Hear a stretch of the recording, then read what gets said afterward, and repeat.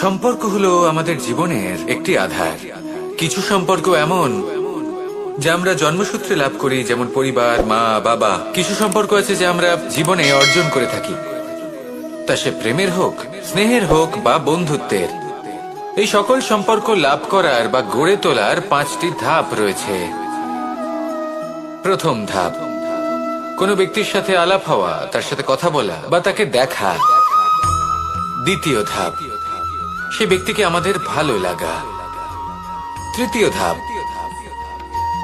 আমাদের এটা চাইতে শুরু করা যে জীবনে এই ব্যক্তি যেন আমাদের বন্ধু হন, আমাদের জীবনে থাকেন, বা আমাদের কাউকে ভালোবেসে ফেলা আর এটা আমাদের ভাবা বা চাওয়া যে সেই ব্যক্তি যেন আজীবন আমার সাথে থাকেন, আমার জীবনে আমার সাথী হয়ে। চতুর্থ ধাপ, লাভ করা। এবার এই ধাপটি অনেক মানুষের পক্ষেই খুবই সরল হয়, বড়ই সরলভাবে নিজেদের সঙ্গীকে লাভ করে থাকেন। কিছু মানুষের জন্য এই ধাপ অত্যন্ত কঠিন হয়ে থাকে। অনেক প্রতিকূল পরিস্থিতির উপর জয়লাভ করে তারা সঙ্গীকে লাভ করেন, কিন্তু লাভ অবশ্যই করেন। এরপরে আসে পঞ্চম, অন্তিম এবং সবথেকে গুরুত্বপূর্ণ ধাপ। সেটা হলো সেই সম্পর্ক পালন করা। এটা হলো এমন এক বিষয় যা প্রত্যেক মানুষের শেখা উচিত। যদি ব্যক্তি নিজের জীবনে সম্পর্ক রক্ষা করতে শিখে যান, তবে প্রত্যেক সম্পর্ক তার জীবনকে স্বর্গ করে তুলবে।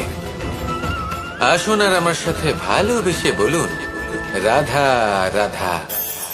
যখন মানুষের মৃত্যু হয় তখন কি হয়? অনেক সংখ্যক মানুষ শোক পালন করতে চলে আসেন। যে ব্যক্তি মৃত্যু লাভ করেছেন তার অনেক বস্তু থাকে যেগুলো তার প্রিয়, যেগুলো তিনি ব্যবহার করেছেন। তার শয্যা, তার বস্ত্র, তার আভূষণ সবকিছু তার থেকে বিচ্ছিন্ন করা হয় এবং খালি হাতে তাকে শ্মশানের উদ্দেশ্যে রওনা করা হয়। আমি আপনাকে এই প্রশ্ন করতে চাই, আপনি এই সংসারে কি অর্জন করেছেন? ধন সম্পত্তি, বস্ত্র, আভূষণ, এই সবকিছু যে আপনি অর্জন করেছেন, আপনার মৃত্যুর পরে তা আপনার থেকে দূর হয়ে যাবে। এর উত্তর হলো একটাই, আপনার কর্ম। শুধু সেটাই আছে যা একান্ত আপনার, আর শুধু সেটাই এই সংসার থেকে চলে যাওয়ার পরেও সংসারেই জীবিত থাকবে। যদি আপনি দুষ্কর্ম করেন, তাহলে এই সংসার আপনাকে একটি অনুচিত উদাহরণ হিসেবে মনে রাখবে যে এই ব্যক্তি খুব পাপী ছিল, অনুচিত কর্ম করতেন। যে পথে তিনি চলেছেন সেই পথে কারোর চলা উচিত নয়। সেখানেই যদি আপনি সৎকর্ম করেন, তাহলে সংসার চিরকাল এটাই বলবে যে খুব ভালো মানুষ ছিলেন, সবাইকে ভালোবাসতেন, সবাইকে সাহায্য করতেন, আমার খুব প্রিয় মানুষ ছিলেন। এটাই হলো শ্রেষ্ঠ কর্ম। সেই জন্য জীবনে শুধুমাত্র ধন সম্পত্তি, আভূষণ এই সব অর্জন করতে গিয়ে নিজের মনোনিবেশ করবেন না। শ্রেষ্ঠ কর্ম করুন। সংসার থেকে চলে যাওয়ার পরেও এই কর্মই এই সংসারে আপনাকে জীবিত রাখবে। আসুন আমার সাথে ভালোবেসে বলুন, রাধা রাধা। আশা এবং বিশ্বাস মানুষের জীবনের দুই অমূল্য স্তম্ভ। এটাই হলো ঢাল এবং এটাই হলো অস্ত্র। এটাই আমাদের রক্ষা করে এবং এটাই আমাদের জীবনের পথ প্রশস্ত করে। কিন্তু ছোট একটা সমস্যা আছে। এবার যদি আপনি বটবৃক্ষের থেকে এই আশা রাখেন যে এ আমাকে ফল দেবে, তাহলে সেই আশা ভঙ্গ হওয়াই স্বাভাবিক।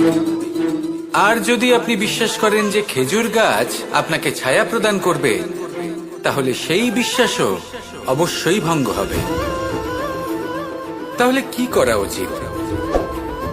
চোখ বন্ধ করে যে কাউকে বিশ্বাস করার আগে বা যে কারোর থেকে আশা রাখার আগে নির্বাচন করুন যে কার ওপর বিশ্বাস রাখতে চান, কার ওপর আশা রাখতে চান। তবে আমি তো বলবো যে বিশ্বাস করতে হলে নিজের ওপর করুন, যে এই সংসারে এমন কোনো কাজ নেই যা আপনি করতে পারেন না। আর শুধু কর্ম করতে থাকুন আর ভরসা রাখুন ঈশ্বরের ওপর, যে উনি আপনার কর্ম দেখবেন আর আপনাকে আপনার কর্মফল অবশ্যই দেবেন, আপনাকে সাফল্য দেবেন। যদি আপনার বিশ্বাস অটল হয়, নিরন্তর পরিশ্রম করেন, তাহলে ঈশ্বর কখনোই আপনার আশা ভঙ্গ হতে দেবেন না। আসুন আর আমার সাথে ভালোবেসে বলুন, রাধা রাধা। আমাদের সকলের কাছে বৃক্ষ অত্যন্ত প্রিয়। আমরা সর্বদাই চাই এই বৃক্ষ যেন সবুজ থাকে, ফুলে ফলে ভরে থাকে, আমাদের ছায়া প্রদান করে, তা যেন সুস্থ থাকে, আমাদের ফল প্রদান করে। আর সেই জন্য আমরা প্রতিদিন সেই বৃক্ষকে জল প্রদান করি। কিন্তু কখনো ভেবে দেখেছেন যে জল তো আমরা বৃক্ষের গোড়ায় দিই, তারপরেও এই জল সেই বৃক্ষের প্রত্যেকটি পাতায় ঠিক পৌঁছে যায়? এটা কিভাবে সম্ভব? কিছুটা এরকমই হলো আমাদের কর্ম। যদি এই পৃথিবীতে থেকে শুদ্ধ মনে সৎকর্ম করেন, এই কর্ম সোজা ঈশ্বরের কাছে গিয়ে পৌঁছয়। যদি শ্রদ্ধা ভাব নিয়ে সমর্পিত হয়ে শুদ্ধ চিত্তে আপনি কাউকে সেবা করেন, তা সে মাতা পিতাই হোক, পরিবার হোক, গুরু হোক, পশুপক্ষী হোক বা সমাজ হোক, তাহলে সেটা সোজা ঈশ্বরের চরণে সমর্পিত হয়। সবসময় শুদ্ধ চিত্তে সমর্পিত হয়ে এবং মনে শ্রদ্ধা ভাব নিয়ে কর্ম করুন। ঈশ্বর নিজে থেকেই এর ফল আপনাকে প্রদান করবেন। আসুন আমার সাথে ভালোবেসে বলুন, রাধা রাধা। জীবনে সব থেকে বেশি মূল্যবান বস্তু কি? ধন, স্বর্ণ, মাণিক্য, আভূষণ? না, এই সব কিছু মিলিয়েও সময়ের এক মুহূর্তের সামনে মলিন হয়ে পড়ে। এক মুহূর্ত যা এক দরিদ্রকে রাজা করতে পারে, যা এক রাজাকেও দরিদ্র করতে পারে। একটি মুহূর্ত যা আপনার আত্মবিশ্বাসকে পর্বতের শিখরে পৌঁছে দিতে পারে, একটি মুহূর্ত যা আপনার অস্তিত্বকে গভীর সাগরে বিলীন করে দিতে পারে। একটি মুহূর্তের খেলা। সবসময় জীবনে সেই ব্যক্তিকে সম্মান করুন, শ্রদ্ধা করুন, যিনি আপনার জন্য সময় বের করে থাকেন। সবসময় সেই ব্যক্তির প্রতি নিষ্ঠাবান থাকুন, যেই ব্যক্তি খারাপ সময় আপনার পাশে দাঁড়িয়ে থাকে। এই সময় সব থেকে বেশি মূল্যবান। আসুন আমার সাথে ভালোবেসে বলুন, রাধা রাধা। পুরাণে আমরা দেখেছি যে মাতা পিতা কতটা মহান হতে পারেন। কিভাবে শ্রী গণেশ নিজের মাতা পিতাকে পরিক্রমণ করলেন এবং পরম পূজনীয় হয়ে উঠলেন। কিভাবে ভক্ত শ্রবণ নিজের অন্ধ মাতা পিতাকে তীর্থযাত্রায় নিয়ে যাবেন বলে নিজের কাঁধে ওনাদের বসালেন এবং বয়ে নিয়ে গেলেন। এরকম অনেক অমূল্য শিক্ষা আমরা লাভ করে থাকি পুরাণ থেকে। কিন্তু এসব কথা হলো পুরাণের কথা। কথা বলা যাক আমাদের জীবন নিয়ে। আমাদের এই জীবনে আমাদের মাতা পিতা কেন আমাদের কাছে এতটা অমূল্য? কেন আমরা ওনাদের এতটা ভালোবাসি? কেন আমরা ওনাদের এত সম্মান করি? আর কেনই বা ওনাদের এতটা সম্মান করা উচিত? মমতার কারণে। মায়ের মনের এক ধরনের মমতা, পিতারও এক ধরনের মমতা। এই দুইয়ের মমতা ভিন্ন, কিন্তু এনাদের দুজনের মমতার কেন্দ্রবিন্দু হলো ওনাদের সন্তান। মাতা মমতার কারণে সকালে তাড়াতাড়ি উঠে পড়েন, খাবার তৈরি করেন, এটা ভাবেন যে আমার সন্তান যেন অভুক্ত না থাকে। অন্যদিকে পিতা ইচ্ছে না থাকা সত্ত্বেও নিজের মমতাবোধের কারণে নিজের সন্তানের প্রতি কঠোর হন, তাকে জ্ঞান প্রদান করেন, শিক্ষা প্রদান করেন, কারণ উনি চান যে ওনার সন্তান যেন পরবর্তীতে উন্নতি করে, কখনো অভুক্ত না থাকে। এটাই হলো মমতা মাতা পিতার। আর এই মমতা সংসারের অন্য কোথাও আপনি পাবেন না। তাই সবসময় নিজের মাতা পিতাকে সম্মান করুন, ওনাদের ভালোবাসুন, যতটা ইচ্ছে ভালোবাসুন। আর এই ভালোবাসার সাথেই বলুন, রাধা রাধা। জীবনে যখন আমরা কোনো পরিস্থিতির সম্মুখীন হই, তখন আমাদের সামনে দুটো পথ থাকে। তাদের মধ্যে কোনো একটা নির্বাচন আমাদের করে নিতে হবে, এই মনে করে নিতে হবে। নির্বাচন এই সংসারের সবথেকে গুরুত্বপূর্ণ বিষয়। একটা নির্বাচন আপনার বর্তমান বদলে দিতে পারে, আপনার ভবিষ্যৎ বদলাতে পারে। আগামী প্রজন্মের জন্য ইতিহাস রচনা করতে পারে, একটা নির্বাচন। এবার দেখুন, যে পরিস্থিতি আপনার সামনে আছে, আপনাকে সেই পরিস্থিতির সম্মুখীন হতেই হবে, সেই কষ্ট সহ্য করতেই হবে, সেই মতোই কাজ করতে হবে। শুধু এই বিষয়টা নির্বাচন করতে হবে যে এই পরিস্থিতির সম্মুখীন হওয়ার সময় আমি কি দুর্বল হয়ে থাকব নাকি আমি শক্তিশালী হয়ে থাকব। এই নির্বাচন এই মনের মধ্যে করতে হবে। আর এই নির্বাচন হলো সব থেকে বেশি গুরুত্বপূর্ণ নির্বাচন। যদি নিজের মনকে শক্তিশালী করে তুলে সেই পরিস্থিতির সম্মুখীন হন, তাহলে কিছুই আপনাকে বাধা দিতে পারবে না। পূর্ণ নিষ্ঠার সাথে, সাহসের সাথে এই মনকে শক্তিশালী করে তুলুন, তাহলে কোনো সংকট আপনাকে না বাধা দিতে পারবে না ভাঙতে পারবে। আপনি নিজে সাফল্যের শিখরে পৌঁছতে পারবেন, আর এই মন প্রসন্ন হয়ে বলবে, রাধা রাধা। আমরা আমাদের জীবনের লক্ষ্য প্রাপ্ত করার জন্য কি না করে থাকি। আমরা ভাবনা চিন্তা করে থাকি, কত জ্ঞান অর্জন করে থাকি, তারপরে আমরা পরিকল্পনা করি আর প্রচেষ্টা করি।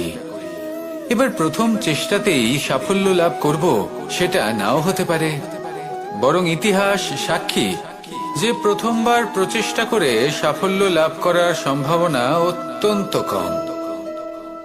আর যে কোনো সফল ব্যক্তিকে দেখুন, আপনি বুঝবেন সেই ব্যক্তি বারবার প্রচেষ্টা করে, চেষ্টা করা থামায় না, তবেই সেই ব্যক্তি একদিন সাফল্য লাভ করেন। সেই জন্য আপনিও প্রচেষ্টা করা কখনো বন্ধ করবেন না, করতেই থাকুন।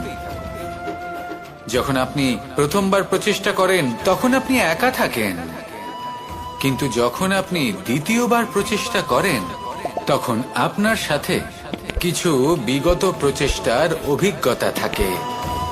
চেষ্টা করতে থাকুন, সাফল্য আপনার কাছে আসতেই চলেছে। আসুন আমার সাথে ভালোবেসে বলুন, রাধা রাধা। সুখ এবং দুঃখ এই দুই হলো আমাদের জীবনের অবশ্যম্ভাবী এবং গুরুত্বপূর্ণ অঙ্গ। আমাদের সকলের জীবনে কখনো সুখও আসে, আবার কখনো দুঃখও আসে। আমরা সবসময় ভাবি আমরা কিভাবে সুখ লাভ করব, কিভাবে আমরা দুঃখ থেকে দূরে থাকতে পারি। আর এই জীবনে যা কিছুই ঘটুক না কেন, সে সবকিছু আমরা সুখ এবং দুঃখের মাপদণ্ডে মেপে থাকি। এবার এখানে একটা ছোট্ট বিষয় আছে, এটা ভেবে দেখতে হবে যে কে আসলে সুখী ব্যক্তি। সুখী ব্যক্তি হলেন তিনি যিনি নিজের জীবনে নিজের কর্মের বিশ্লেষণ করে থাকেন, সেই বুঝে পদক্ষেপ নেন। উনি কি করতে চলেছেন সেটা উনি জানেন, আর যদি ওনার কোনো দোষ থাকে বা ভুল থাকে তাহলে সেগুলো শুধরে নিয়ে এগিয়ে চলেন। সেই জন্য উনি সুখী হন। অন্যদিকে যে ব্যক্তি দুঃখী, তিনি কি করেন? তিনি নিজের উপর নয়, অন্যের উপর নিজের নজর রাখেন, যে তিনি কি করছেন, কিভাবে কর্ম করছেন। ওনারা অন্যের নিন্দা করেন, অন্যের সাফল্য দেখে ঈর্ষা করেন, ক্রুদ্ধ হয়ে যান, ওনাদের বাধা দিতে চেষ্টা করেন। সেই জন্যই তো ওনারা দুঃখী হন। এই সংসারে এমন অনেক ব্যক্তি আছেন যারা এই কারণে দুঃখী নন যে তাদের জীবনে দুঃখ আছে। তারা এই কারণে দুঃখ পান কারণ অন্যের জীবন অনেক বেশি সুখের। দেখুন, শেষ পর্যন্ত আপনাকে নিজের কর্মের প্রতি মনোসংযোগ করতেই হবে, অন্যের প্রতি নয়। কারণ আপনার জীবনে আপনার কর্ম হলো এমন একটা জিনিস যা আপনার নিয়ন্ত্রণে আছে। নিরন্তর চেষ্টা করতে থাকুন, নিজের কর্মকে বুঝতে শিখুন, শুধরে নিন, নিজেকে শ্রেষ্ঠ করে তুলুন। তখন সাফল্য নিজে থেকে আপনার কাছে আসবে, আর এই মন প্রসন্ন হয়ে বলবে, রাধা রাধা। এই সংসারে এমন কোন আবেগ আছে যা সবসময় কটু বলে মনে হয়, কিন্তু সবার শেষে এটি সব থেকে বেশি মধুর উপলব্ধি প্রদান করে, সব থেকে বেশি মধুর অনুভূতি প্রদান করে। উত্তর পেলেন? পেলেন না? আপনাকে একটা উদাহরণ দিই। যখন মাতা সীতাকে অপহরণ করা হয়েছিল, তখন শ্রীরাম অপেক্ষা করেছিলেন 4 মাস পর্যন্ত। উনি খুঁজতে চেয়েছিলেন, কিন্তু উনি ওনার খোঁজ বন্ধ রেখেছিলেন। কল্পনা করে দেখুন ওনার কতটা যন্ত্রণা হয়েছিল। উনি শুধু অপেক্ষা করছিলেন, কারণ তখন বর্ষা ছিল। অনেক দিন পর্যন্ত সূর্যের আলো দেখা যায়নি। উনি জানতেন এরকম সময় বানর সেনার পক্ষে বনের মধ্যে পথ খোঁজা খুবই কঠিন কাজ হবে। সাগর পার করা অত্যন্ত কঠিন হয়ে দাঁড়াবে। তারা হয়তো বনের মধ্যে পথ হারিয়ে ফেলবে। উনি অপেক্ষা করলেন, আর এই অপেক্ষার ফল হিসেবে উনি কি লাভ করলেন? সাগরে সেতু নির্মাণ করলেন এবং মাতা সীতাকে সসম্মানে আবার ফিরিয়ে আনলেন। যদি শ্রীরাম অপেক্ষা না করতেন তাহলে হয়তো এই সবকিছু কখনোই সম্ভব হতো না। এটাই হলো শক্তি ধৈর্যের। এটাই হলো আমাদের কাছে শিক্ষা। এই ধৈর্যই প্রত্যেকবার আমাদের অত্যন্ত কঠিন বলে মনে হয়।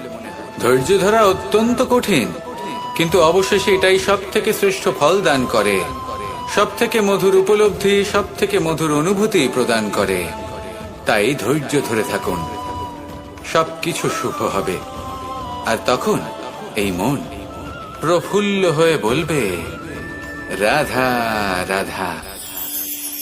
এই সংসারে সব থেকে ভয়ানক এবং গভীর অন্ধকার কোনটা? সেটা যখন মেঘ সূর্যকে ঢেকে দেয় এবং সংসার অন্ধকারাচ্ছন্ন হয়ে ওঠে, নাকি তখন যখন সূর্যাস্তের সময় ঘনিয়ে আসে, সূর্য ঢলে যায় এবং এই সংসারে অন্ধকার ছেয়ে যায়, নাকি সেই অমাবস্যার রাত্রি যখন চতুর্দিকে ঘন অন্ধকার থাকে এবং চন্দ্রমার প্রকাশ কোথাও থাকে না? না, এই সংসারে সব থেকে বেশি ভয়ানক অন্ধকার হলো মানসিকতার অন্ধকার। মানসিকতা খুব গভীর একটা বিষয়। এই মানসিকতাই সত্যের রূপ ধারণ করে এবং আমাদের এই মানসিকতা এবং বিবেকে একটা সূর্য থাকে। যদি আমরা এটা জীবন থেকে বের করে ফেলি তাহলে নিরাশা, হতাশা, অসফলতা এর এমন এক ঘন অন্ধকারে আমরা ফেসে যাব যে তার থেকে বাইরে বের হওয়া প্রায় অসম্ভব ব্যাপার হয়ে দাঁড়াবে। বড়ই কঠিন হয় সেই সময়। সেই জন্য ইতিবাচক মনোভাব থাকা খুব প্রয়োজনীয়। এটা ভাববেন না যে এটা আমার সাথে কেন হলো, এই সমস্যা কেন এলো, ওই ব্যক্তি আমার সাথে এটা কেন করলেন। এটা ভাবুন যে আমি জীবনে যে পরিস্থিতিতে দাঁড়িয়ে আছি তার থেকে আমি ঠিক কিভাবে বাইরে বেরোতে পারবো।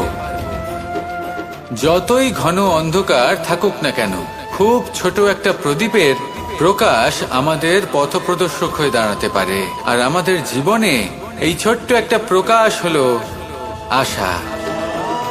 এই আশার একটি কিরণ আমাদের অত্যন্ত গাঢ় অন্ধকারেও পথ দেখাতে পারে। তাই এই আশাকে সবসময় মনে প্রজ্বলিত করে রাখুন। গাঢ় থেকে গাঢ় অন্ধকারের সাথে, কঠিন থেকে কঠিনতর সমস্যার সাথে লড়াই করুন, সামনে এগিয়ে চলুন, আর আমার সাথে ভালোবেসে বলুন, রাধা রাধা।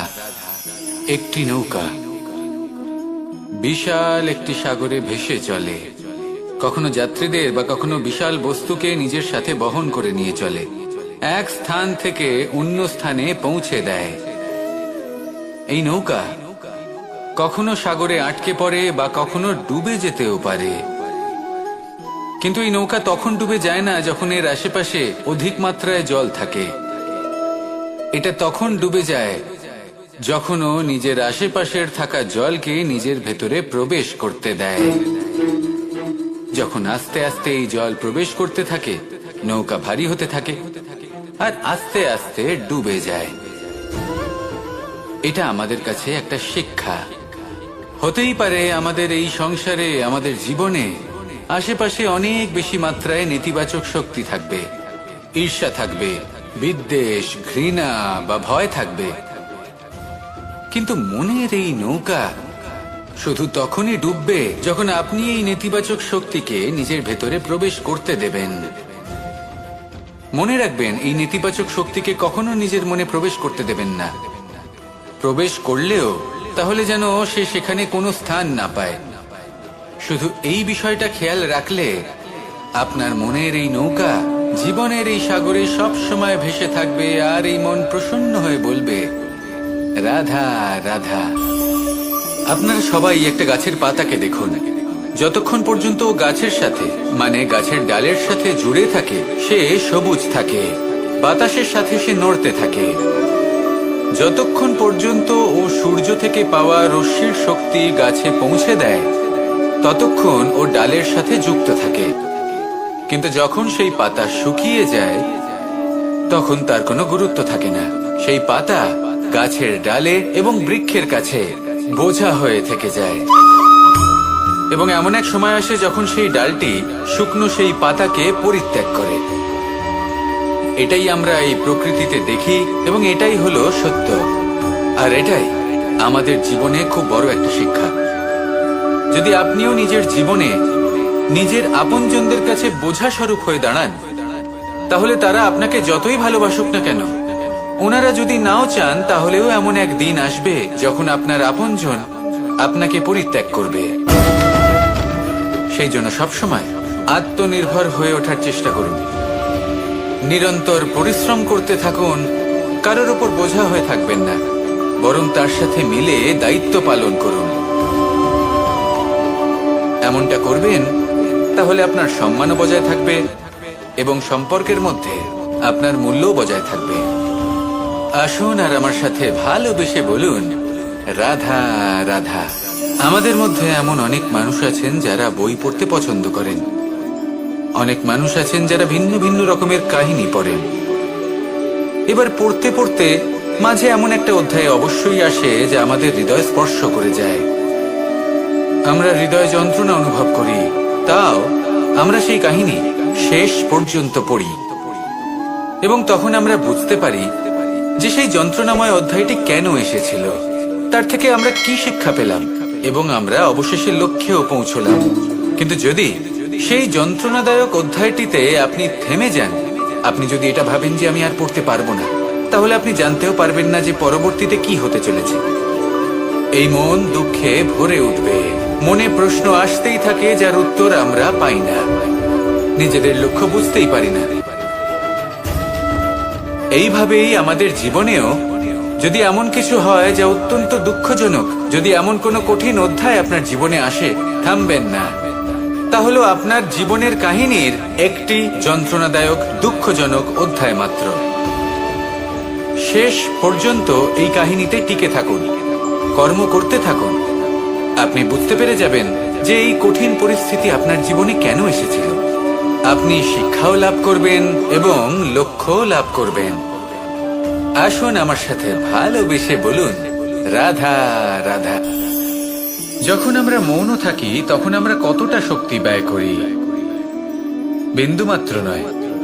সেখানেই যখন আমরা রুষ্ট হই তখন আমরা কতটা শক্তি ব্যয় করি।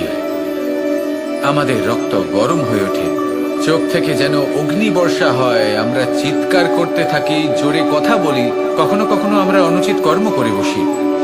সবকিছুই ক্রোধের বশে করি। এবার এই ক্রোধকে মৌনতায় পরিণত করতে হবে। এই কাজটা চোখে দেখা যায় না, এই কাজ সরল নয়, এই কাজ হলো অত্যন্ত কঠিন এবং এই কাজই শ্রেষ্ঠ। সেই ব্যক্তি শক্তিশালী নন যিনি কথায় কথায় ক্রুদ্ধ হয়ে যান, কথায় কথায় যিনি আক্রমণ করেন। আজ্ঞে না, সব থেকে বেশি শক্তিশালী ব্যক্তি হলেন তিনি যিনি নিজের ক্রোধকে মৌনতায় পরিবর্তন করতে পারেন, যিনি শান্ত মনে পরিস্থিতিকে বোঝেন, তার আকলন করেন আর তারপর বিবেকের দ্বারা সিদ্ধান্ত নেন। তিনি হলেন সব থেকে শক্তিশালী ব্যক্তি। তাহলে সেই ব্যক্তি হয়ে উঠুন আর আমার সাথে ভালোবেসে বলুন, রাধা রাধা। এই শুকনো পাতাটিকে দেখুন, নিষ্প্রাণ হয়ে পড়েছে। কোনো একটা সময় এই পাতাটি একটা গাছের ডালে ছিল। সেই গাছ ওর লালন পালন করত। যখন যখন বাতাস বইত, এই পাতায় কম্পন দেখা দিত, মনকে প্রফুল্ল করে তুলত। কোনো একদিন এই পাতা গাছের ডাল থেকে ঝরে পড়ে গেল। নিঃসন্দেহে ও নিজের স্বাধীনতা পেল, কিন্তু আস্তে আস্তে শুকিয়ে গেল, নিষ্প্রাণ হয়ে গেল। দেখুন, আমি এই কথা বলছি না যে স্বাধীনতা অনুচিত, কখনোই না। কিন্তু যে কোনো পরিস্থিতিতে স্বাধীন হতে চাওয়া এটা নিশ্চিতরূপে অনুচিত। আমরা যদি আমাদের জীবনে পরিবারের গুরুত্ব ভেবে দেখি, তাহলে এই পরিবারে যতই মতভেদ থাকুক না কেন, যতই মনোমালিন্য থাকুক না কেন, যতই বিবাদ থাকুক না কেন, এই সব মিটিয়ে নেওয়া অত্যন্ত প্রয়োজনীয়। সেই সবকিছু সমাপ্ত করা অত্যন্ত প্রয়োজনীয়। কখনো এই পরিবারকে ভাঙতে দেবেন না, কখনো এই পরিবার থেকে দূরে চলে যাবেন না। এই পরিবার হলো আমাদের জীবনের একটা অমূল্য সম্পদ, অমূল্য এক আশ্রয়, যা এই সংসারে হয়তো কোথাও আপনি পাবেন না। তাই একে আগলে রাখুন। ভেবে নিন আপনি পাতা আর আপনার পরিবার সেই গাছ। আসুন আমার সাথে ভালোবেসে বলুন, রাধা রাধা। জ্যোতিষ একটা বিদ্যা, এ হলো একটা বিজ্ঞান। যে নক্ষত্র দশায় আপনি জন্মগ্রহণ করেছেন, যে স্থানে আপনার জন্ম হয়েছে, এগুলো আপনার জীবনের দিশা স্থির করার ক্ষেত্রে গুরুত্বপূর্ণ ভূমিকা পালন করে। কিন্তু যে রাশিতে আপনি জন্ম নিয়েছেন আর আপনার যা নাম স্থির হয়েছে, সেটা আপনার ভবিষ্যৎ নির্ধারণ করবে তা আবশ্যক নয়। রা দিয়ে রাম এবং রা দিয়ে রাবণ, এই দুজনের রাশি সমান ছিল, কিন্তু একজন নিজের শক্তির দুর্ব্যবহার করলেন। স্বর্ণ লঙ্কার অধিপতি রাবণ, চতুর্দিকে বিজয়ী হওয়া সেই ব্যক্তি নিজের পতনের সম্মুখীন হলেন। শ্রীরাম রাবণকে বধ করলেন। শ্রীরাম, যিনি নিজের কর্ম দ্বারা, নিজের পরিশ্রম দ্বারা ঈশ্বর উপাধি লাভ করেছিলেন, 14 বছরের বনবাস ভোগ করলেন, আর যখন বিপদে পড়লেন তখনও নিজের রাজ্যের সাহায্য নিলেন না। বনের মধ্যে নিজে বানর এবং ভাল্লুকদের নিয়ে একটি সেনাবাহিনী গড়ে তুললেন এবং রাবণকে তার কুকর্মের শাস্তি দিলেন। তাই সর্বদা এটা মনে রাখবেন, আপনার খ্যাতি, আপনার ভবিষ্যৎ আপনার কর্ম নির্ধারণ করে, আপনার রাশি নয়। তাই সবসময় শ্রেষ্ঠ কর্ম করুন আর আমার সাথে ভালোবেসে বলুন, রাধা রাধা।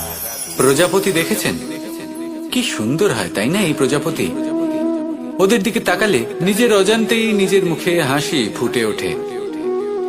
কিন্তু এই প্রজাপতি জন্ম থেকেই এমন দেখতে হয় না। জন্ম থেকে এদের কাছে ডানা থাকে না, এরা উড়তেও পারে না। যখন একটি প্রজাপতি জন্ম নেয় তখন প্রথমে ডিম অবস্থায় থাকে সে। আস্তে আস্তে সেই কবচ সে ভেঙে ফেলে, খুব পরিশ্রম করতে হয় তাকে। তারপর কীটের আকার ধারণ করে সে চলতে থাকে, অনেক কষ্ট সহ্য করতে হয়, অনেক পরিশ্রম করতে হয়। তারপর তার রূপ বদলে যায়, তারপরে তার ডানা গজায়, তারপরে সে উড়তে পারে। এই নিরন্তর পরিশ্রমই সাফল্যের মূল মন্ত্র হয়। কখনো কখনো প্রতিভাও কম পড়ে যায় যদি নিরন্তর পরিশ্রম না করা হয়, যদি সমর্পণের ভাব মনে না থাকে, দৃঢ় নিষ্ঠা না থাকে। আর কখনো কখনো সেই ব্যক্তি যার মধ্যে বিশেষ প্রতিভা থাকে না, সেই ব্যক্তি নিরন্তর পরিশ্রম করে, নিজের মনে সমর্পণের বোধ জাগিয়ে তোলে, দৃঢ় নিষ্ঠার সাথে কর্ম করে আর সাফল্য লাভ করে। সেই জন্য আপনি জীবনে যেখানেই পৌঁছে যান না কেন, নিরন্তর পরিশ্রম করতে থাকুন। তবেই আপনার ভবিষ্যৎ রঙিন প্রজাপতির মতন গগনচুম্বী হবে। তবেই এই সংসার আপনাকে দেখবে এবং নিজের অজান্তেই এই সংসার নিজের মুখে হাসি ফুটিয়ে তুলবে এবং এই সংসার আমার সাথে ভালোবেসে বলবে, রাধা রাধা। কখনো কখনো অন্ধকারের সাথে লড়াই করার জন্য আমরা প্রদীপ জ্বালাই। এতে প্রথমে সলতে রাখি, তারপর তেল ঢালি, তারপর আগুন জেলে এটা প্রজ্বলিত করি। তারপর একটা সময় আসে যখন এই প্রদীপ নিভে যায়। কারণটা কি? কারণ কি এটা যে প্রদীপের প্রকাশমান হওয়ার ক্ষমতা সমাপ্ত হয়েছে?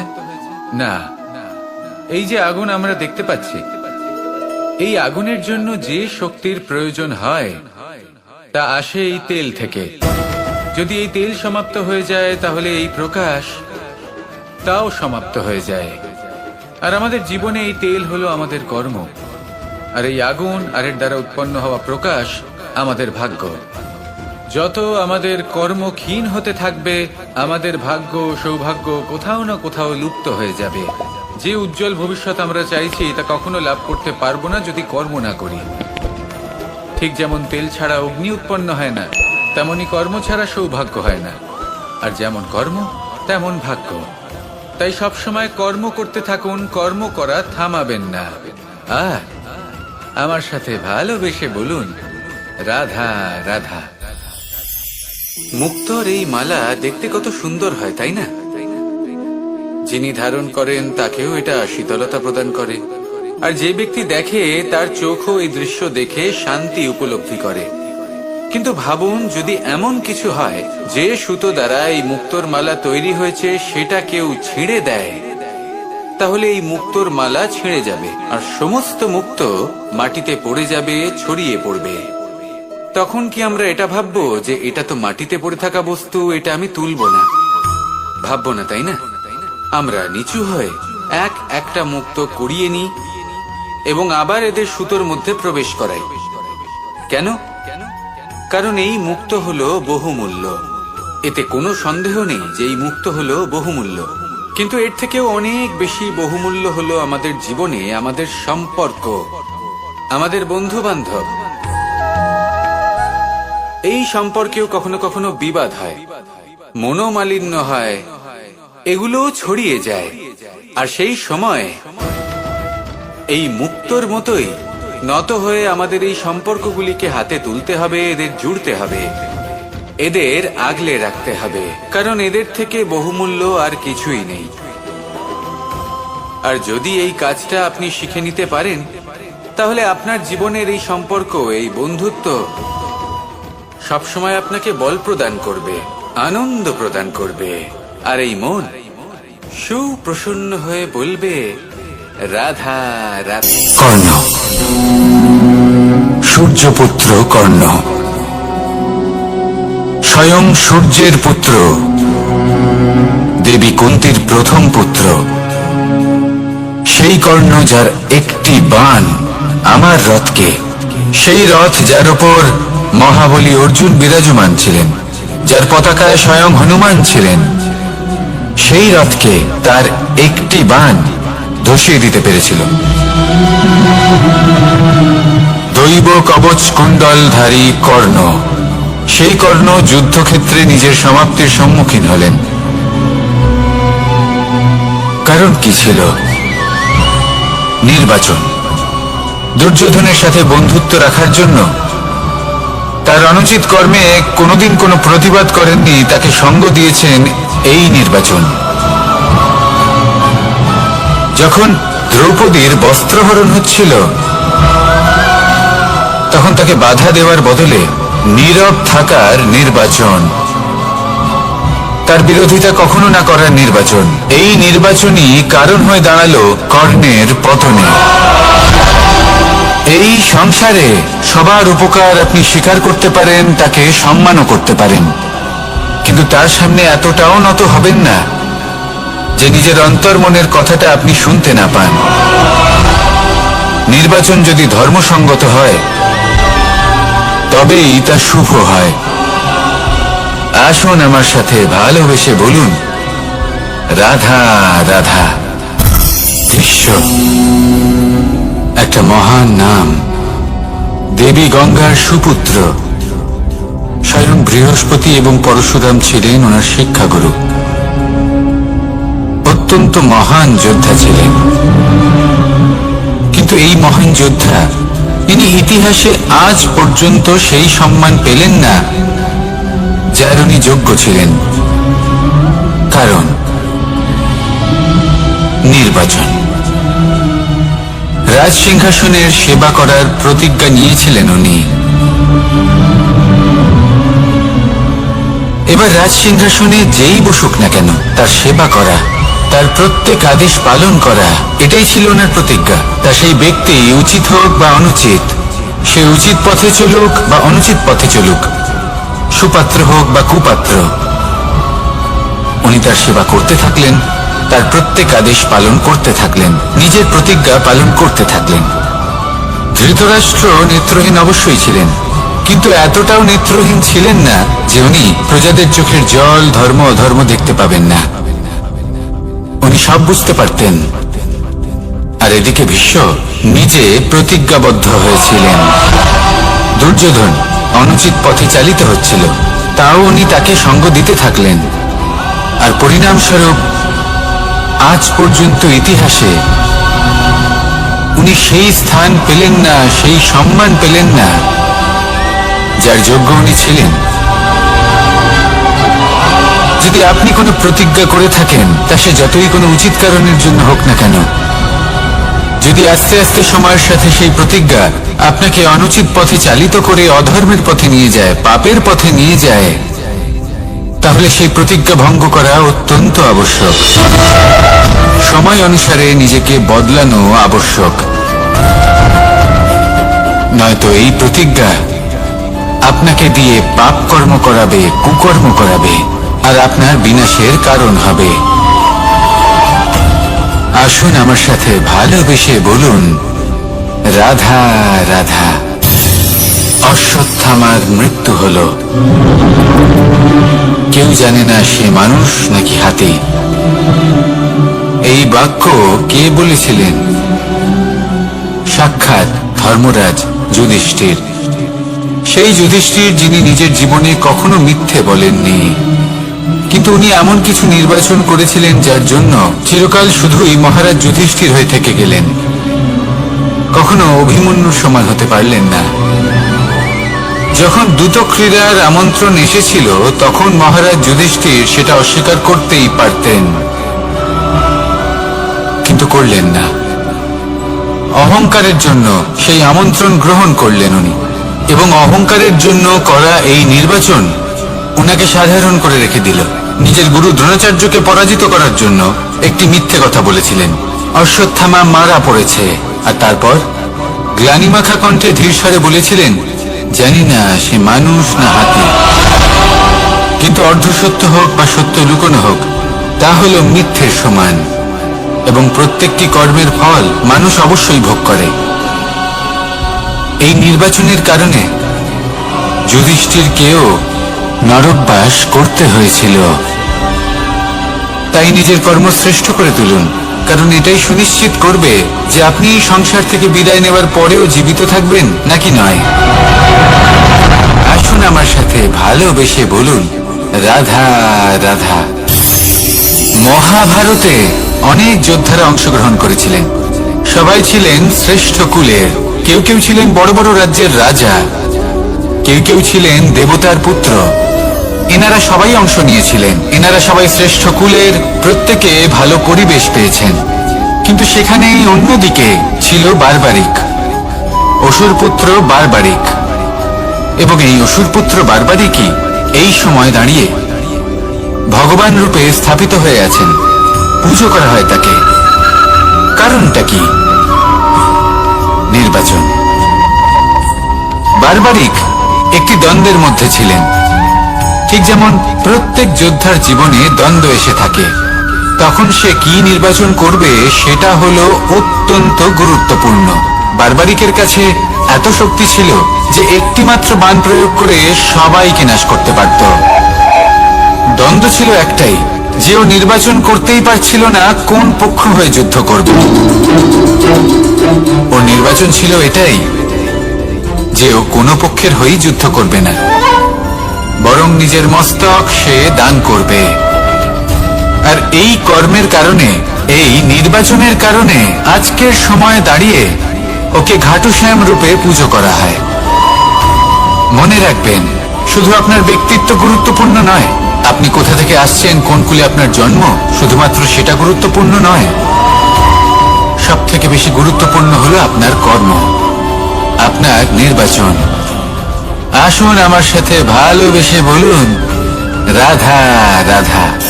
যখন আমরা মৌন থাকি তখন আমরা কতটা শক্তি ব্যয় করি, বিন্দুমাত্র নয়।